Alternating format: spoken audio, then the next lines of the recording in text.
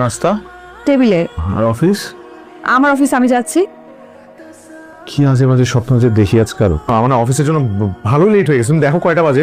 আর শোনো, অফিস থেকে আসার সময় আমার কিন্তু একটু বাবার বাসায় যেতে হবে। শোনো, ঠিক আছে? আমার একটু লেট হবে। তার মানে আমি একা যাবো? তোমার একাই যাওয়া উচিত, কারণ ওখানে তো পুরুষ মানুষের গিয়ে কোনো কাজ নাই, তাই না? আর আমার ওপিনিয়ন যদি জিজ্ঞেস করো তাহলে আমি বলবো যে তোমার যাওয়ারই দরকার নেই। সময় তো চলে যাচ্ছে না। Already we are too late. মা কোথায় আছে? কতদিন পর দেখলাম তোমার। কেন বসো তো মা। কতদিন পরে এলি তুই?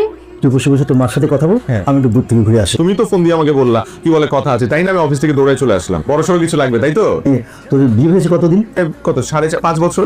আমাদের বিয়ের 1 বছর পরেই তুই হয়েছি। তাই আমরা চাচ্ছিলাম কি আবার আমি কোনো সম্পত্তির ভাগ দিতে পারবো না ভাই। আমরা দাদা দাদি হতে চাই। নাতি নাতি লাগবে তোমাদের? হ্যাঁ, ঢাকার বাইরে ঘুরতে যাও, ওদের কেন? আমার ছেলে মেয়েই লাগবে খেলাধুলা করার জন্য। আমি নিজেই তো বাচ্চা। তুমি কি আজকে আমাকে এই কারণে ডেকে নিয়ে আসছো? লাভ সঙ্গ কি উঠে গেছে নাকি দুনিয়া থেকে? বুঝলাম না। আমাদের নানান ধরনের নানান কথা বলে তো, কিন্তু না, তোমাদের সাথে এভাবে হয় না। আমরা ঠিক আছে, আর বলবো না, আর বলবো না।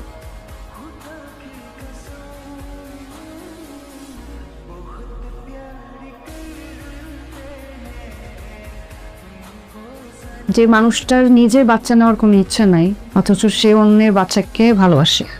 এত অবাক হওয়ার কি আছে? নিজের বাচ্চা নেই বলে কি অন্যের বাচ্চাকে ভালোবাসতে পারবো না? আমাদের জীবনে যেটা নেই সেটা নিয়ে আফসোস করে বসে থাকলে চলবে না। ছোট মোটো জিনিসগুলো নিয়ে আসলে সুখে থাকা উচিত। আমি আমার জীবনটাকে সীমাবদ্ধতার মধ্যে রাখতে চাই। ভালোবাসতে হলে সীমা লঙ্ঘন করতে হয়, না হলে সে ভালোবাসা আস্তে আস্তে ফের হয়ে যায়। যে ভালোবাসা ভুল করে আসে সে ভালোবাসা খুব সহজেই হারিয়ে যায়। আমি আসলে তোর সাথে গল্প করব বলে তুই চায়ের জন্য অস্থির হয়ে গেলি। আরে নতুন কোনো খবর আছে? না আপু, আমি না এই আবিরের সমস্যাটাকে বুঝি না। আরে মানুষ তো সকলে বাচ্চা নেয়, এ ছেলে সমস্যাটা কি? মনে হয় এর মধ্যে কোনো একটা রহস্য আছে। এরকম কিছুই না। আবির আমাকে প্রচন্ড ভালোবাসে। দুজন মিলে কোথাও ঘুরতে যা, তাহলে যদি কিছু একটা হয় এতে করে বের করতে পারবি যে ওর সমস্যাটা কি। খুঁজতে খুঁজতে হয়তো একদিন পেয়েই যাব সত্য অথবা নতুন কিছু। আবির ভাই মানুষটা ভালো, তোকে খুব ভালোবাসে। কিন্তু মানুষজন যেভাবে বলে, আমি ওকে প্রেশার দিতে চাই না। তুমি এত প্রেশার কিভাবে দেওয়া যায় বলতো? আমার একটা আইডিয়া আসছে। পাগল নাকি? এসব হবে না। এটা হচ্ছে একটা ঐতিহ্যবাহী পদ্ধতি। তোমার সাথে আমার একটু কথা হচ্ছে আবিরের ব্যাপারে।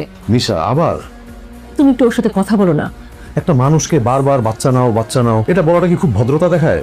তুমি জানো তানিয়াকে কত কথা শুনতে হয়? মানুষের কথা কানে তুলতে হবে কেন? তানিয়া কত সফট একটা মেয়ে, প্রতিদিন একটু একটু করে ভেঙে যাচ্ছে। দুজন খুব হ্যাপিলি একটা লাইফ লিড করছে, সে জীবনটাকে এনজয় করছে। তাতে দাও না ওদেরকে ওদের মতো। ওদের ওদের প্রাইভেসিটা নষ্ট করার তো কোনো মানে নাই। কিন্তু তানিয়া তো মা হতে চাচ্ছে। মানুষকে না অনেক সময় দেখে বোঝা যায় না ভেতরে কি চলছে। বলে কি ওদেরকে একটু টাইম দাও। আমি ফার্দার আর এই ব্যাপারটা নিয়ে ইন্টারফেয়ার করতে চাই না। কেমন আছেন আপনারা? আমি ভালো আছি। কি নাম রেখেছেন ওর? ওর নাম ওয়াজিহা। আচ্ছা বাবা করলে না থাক। বোমা, ওকে করে নিতে দিলাম না কেন? আরে বন্ধা মেয়ে, ওর তো বাচ্চা হয় না। আবার ওর কোনো অমঙ্গল হয় যদি?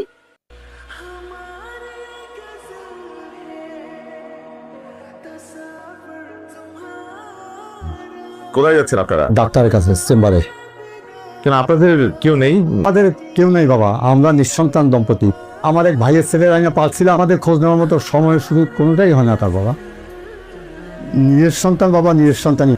আপনারা আমার সাথে আছেন, আমি আপনাদের ডাক্তারের কাছে নামিয়ে দিব। তোমার আর কষ্ট করানো লাগবে না। তুমি বাবা ভালো থাকো আর তোমার সন্তানদেরও যত্ন নিও। কি দেখা এত মন দিয়ে? অফিসের মেল দেখি। আমরা না অনেকদিন কোথাও ঘুরতে চাই না। চলো না দূরে কোথাও ঘুরতে চাই। হঠাৎ? সব খরচ আমি দিব। ঠিক আছে, আমি রাজি। এবার আমি একটা সুখবর চাই। আবার তানিয়া? আবির, এটা আমার জন্য, এটা আমাদের ভবিষ্যতের জন্য। কিসের ভবিষ্যৎ? বর্তমানে তো ভালো আছি আমরা। তোমার ঠিক চলছে, তুমি ঠিক আছো, কিন্তু আমি ঠিক নাই আবির। মানে রাত বিরাতে তুমি এরকম মেলোড্রামা শুরু করো না তো। আমার মা হওয়ার ইচ্ছে তোমার কাছে এখন ড্রামা মনে হচ্ছে? তুমি কি কখনো ভেবেছো যে মানুষ আমাকে কি বলে, কতটা অপমান সহ্য করে চলতে হয়? তো অপমান থেকে রক্ষা করার জন্য আমাদের বাচ্চা নিতে হবে। তুমি না কোনোদিন ভালোবাসা পাওয়ার যোগ্যই না। তুমি এটা ডিজার্ভই করো না আসলে। আমি হ্যাং আউটে যাচ্ছি, গার্লস ডে আউট। আমার ফিরতে লেট হবে। তুমি যাইতেছো, যাও তো। আর এদিকে নিজের বংশের প্রদীপ নিভে যাচ্ছে, সে খেয়াল আছে? ওদের ব্যক্তিগত ব্যাপারে আমাদের নাক গলানো কি ঠিক হবে? আমার মনে হয় কি জানো, আবিরের অন্য কোনো প্ল্যান আছে। তোমার কোনো বাধা শুনবো না, আমি আমার নিজের প্ল্যান মতো কাজ করবো। এখন তোমার প্ল্যান মতো যদি তোমার ছেলে চলে, তুমি দেখতে পারো। হ্যাঁ, ওই যে তুমি না আজকে সারাদিন বাসায় থাকবে, তুমি আমার বাড়িতে কি করো? কি ব্যাপার তানিয়া, তোমার চেহারা তো কোনো পরিবর্তন নাই। আচ্ছা পার্লারে যাচ্ছ, একটু ঘষা মাজা করে একটু মায়ের মতো সুন্দরী হয়ে আসবে। তুমি কি খাবে সেটা বলো, আমি রান্না করে দিচ্ছি। তাহলে খাসির মাংস আর পোলাও খাবো। You don't trust me? Obviously I trust you. আমি একটু ফ্রেশ হয়ে আসি। আবি, হোয়াট দ্য হেল, তুমি সেম জিনিসটা প্রতিদিন করছো। মানে এখন এসে দেখবো যে আমি ঘুমিয়ে গেছি। একই কাজ তুমি বারবার কেন করতেছো? দেখ আমি কেমন কনভিন্স করে ওকে পানিটা খাওয়াই। কেমন আছেন, কখন আসছেন? ভালো, এই তো একটু আগে আসলাম আর কি। নাও তো এই পানিটা খেয়ে ফেলো। পানি খাবো কেন? খুব নাম করা হুজুরের কাছ থেকে পানি পড়াটা এনেছি। কিন্তু আপু আমার তো কোনো সমস্যা নেই, আমি কেন ওই পানি খাবো? অনেক কষ্ট করে অনেক দূর থেকে টানিয়েছে, খেলে কি আর হয়? তাই তো খেলে ওভারলোড হয়ে যায়। একটু আগে আমি অনেক পানি খেয়েছি। তোমরা এটা রেখে দাও, আমি পরে খেয়ে নিবো না। আবির, এখনই খেতে হবে। আপু আমার সংসারে না আমি অযাচিত হস্তক্ষেপ পছন্দ করি না। আপনি এই পানিটা আমাকে কেন খাওয়াতে চাচ্ছেন আমি খুব ভালো করে বুঝতে পারছি। আমার কথা হচ্ছে আমি এই পানিটা খাবো না। আমার ছোট বোন মন খারাপ করে থাকে একটা বাচ্চার জন্য, পানি পড়াটা খেলে কি হবে? তুমি যে সন্তান নিতে ভয় পাচ্ছ, আমি ভয় পাচ্ছি, এটা আপনাকে কে বললো? সবাই আমাকে ব্লেম করে। আমাদের জীবনে এই সবাইটা কবে থেকে গুরুত্বপূর্ণ হয়ে গেল তানিয়া? তার মানে তুমি আসলে বাচ্চা নিতে চাচ্ছ না, তাই তো? অবশ্যই চাচ্ছি, কিন্তু এখন না। ওয়েল প্রিপেয়ার্ড হয়ে সবকিছু প্ল্যান ওয়াইজ করতে চাই আমি।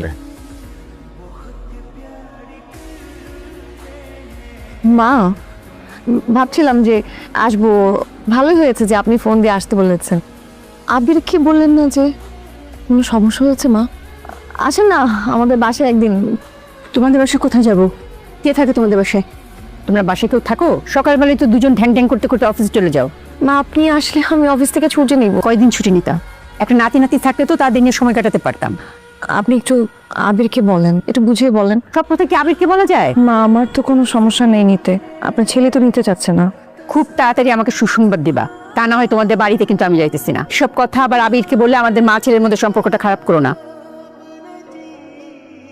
ওদের পার্সোনাল ব্যাপারে নাক গলানোটা আমি একেবারে পছন্দ করছি না। আমি কি ভুলটা করলাম বলো তো? আমার কি মনে হয় জানো, আবিরের কোনো একটা ট্রমা আছে, বা অথবা ফিজিক্যালি ফিট না। 5 বছর হয়েছে মাত্র ওদের বিয়ে হয়েছে, এটা অনেক বড় কোনো সময় না। কিন্তু তানিয়া বাচ্চা চাচ্ছে, ওর যদি কোনো সমস্যা থাকে আবিরের সাথে তানিয়া ডিভোর্স দিয়ে তানিয়াকে অন্য জায়গায় দিয়ে দিলাম, এত অস্থিরতা কিছু হয়নি। জীবনে এত প্যারা নিয়ে আসলে কোনো লাভ নেই। I think you should move on. You should maintain the charm of your life outside. খারাপ আমারটা বলো তাহলে, কিন্তু আমি সরি বলতেছি তো, সিরিয়াস হইস না।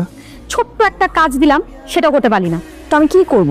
ওর সিক্স সেন্স অনেক হাই, সব বুঝে গেছে। আচ্ছা যে ওই ওই জায়গায় এখন কিচ্ছুই নাই, পুরো দর ফাঁকা। এখন সে আমার সাথে ঠিকভাবে কথা পর্যন্ত বলে না।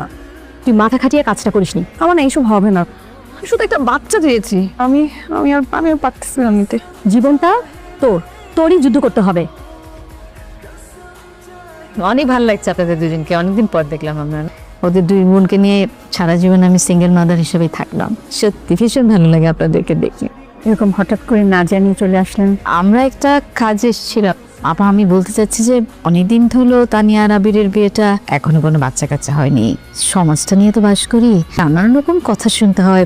ওদেরকে যদি একটু আমরা সিস্ট করতে পারি আর কি। আমরাও তো নাতি নাতনির মুখ দেখতে চাই, কিন্তু তানিয়াও তো কোনো সুখবরই দিতে পারছে না।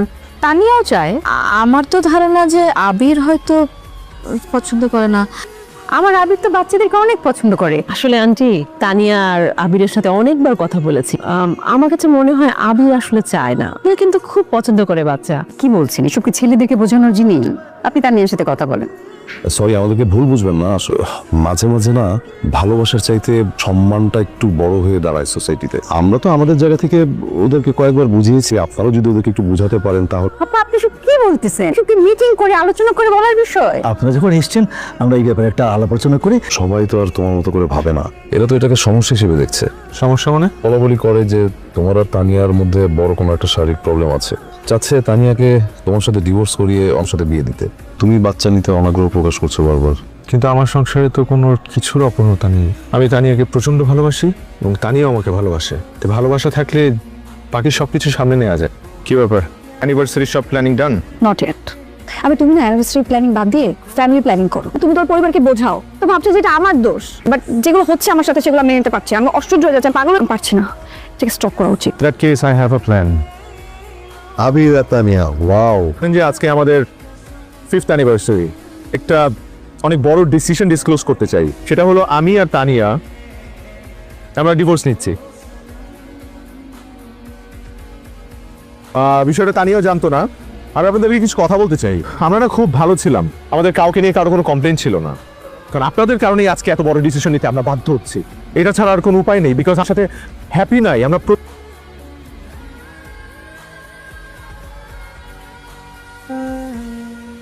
আহা, কাঁদছিস কেন? শক্ত হতে হয় বাবা, একটু টাইম নে, টাইম উইল সে এভরিথিং। কেমন আছো? দেশের বাইরে না থাকার কথা আপনার। তুমি আর আবির, তোমরা এখন একসাথেই আছো? কেন?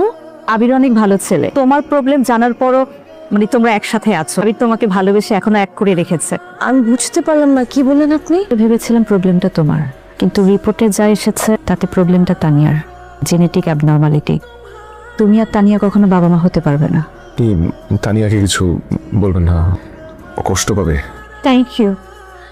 যে সত্য সম্পর্কে ঘুম ধরায় সেই সত্য মিথ্যার চাইতেও বেশি ভয়ঙ্কর। তানিয়ার সন্তান ছাড়া বাঁচা যায়, কিন্তু ভালোবাসা ছাড়া বাঁচা যায় না।